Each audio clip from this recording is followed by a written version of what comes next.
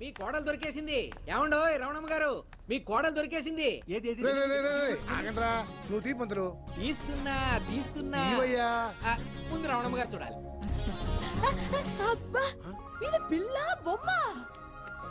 అవునే, నిజంగా కుందరం బొమ్మలా ఉంది. ఈ అమ్మాయిని ఎక్కడో చూసినట్టుంది.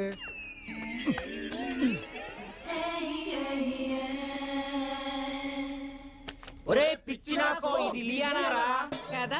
నేను కూడా అలాగే అనుకున్నాను. నేనే కాదు, ఇలియానా వాళ్ళ అమ్మగారు కూడా తన కూతురే అనుకుంది. కానీ ఈ అమ్మాయి ఇలియానా లాగా ఉన్న పిల్ల. ఈ పిల్ల పేరు పార్వతి. మీరు చెప్పిన స్పెసిఫికేషన్స్ తో పాటు మీరు అడిగినంత కట్నం ఇవ్వడానికి సిద్ధంగా ఉన్న ఫ్యామిలీ. అది సరే పంతులు, ఇంతకీ ఈ సంబంధం మావాడికే అని చెప్పావా?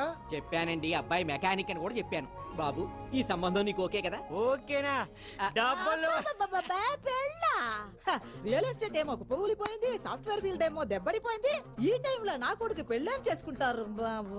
పర్లేదమ్మా, వద్దు నానా. నువ్వు ఉండవే.